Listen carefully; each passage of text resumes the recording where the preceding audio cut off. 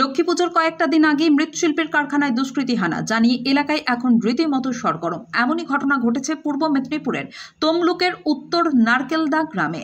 এই গ্রামেরই এক প্রতিমা শিল্পীর কারখানায় আজ সকালে দেখতে পায় প্রায় 40টির মতো লক্ষ্মী এবং কালী প্রতিমার মূর্তি ভগ্নপ্রায় অবস্থায়। কালী পুজো দেরি থাকলেও লক্ষ্মী পুজো একেবারে দোরগোড়ায়। আর তার ঠিক আগে এতগুলি প্রতিমা দুষ্কৃতীরা ভেঙে দেওয়ায় রীতিমতো চাঞ্চল্য ছড়িয়ে পড়েছে এলাকায়। এই ঘটনার পরিপ্রেক্ষিতে রাজ্যের বিরোধী দলনেতা শুভেন্দু অধিকারী তিনিও এই বিষয়ে পোস্ট করেছেন। তবে এই ঘটনার জেরে আজ সকাল 9টা থেকে প্রায় 40 মিনিট পথ অবরোধ করে সনাতনীরা। হলদিয়া মেচেদা 116 নম্বর জাতীয় সড়কে উত্তর নারকেলদা গ্রাম পথ অবরোধ করা হয়। সনাতনীদের দাবি অবিলম্বে দোষী দুষ্কৃতীদের গ্রেপ্তার করতে হবে, না হলে আরও আন্দোলন তীব্রতর হবে। পরে পুলিশ এসে অবরোধকারীদের সরিয়ে দেয়। এর জেরে জাতীয় সড়ক বেশ কিছুক্ষণ অবরুদ্ধ হয়ে পড়ে।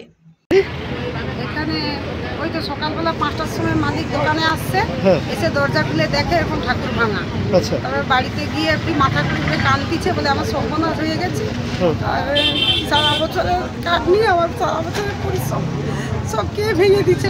বাড়িতে গিয়ে মাথা ঘুরিয়ে কাঁদতিছে, মাথা ঘুরিয়ে ঘুরিয়ে সর্বনাশ হয়ে গেছে। আমি যখন কি হয়েছে যে বলতেই পারেনি, কি যে বলবে। আজকে কালকে যাবার কথা, লক্ষ্মী ঠাকুর সব তৈরি হয়ে গেছে, কমপ্লিট হয়েছে, শুধু চুলটা গহনাটা পরাতে বাকি আছে। আচ্ছা আচ্ছা, কতগুলো ঠাকুর ভেঙেছে? 40টা ঠাকুর হবে।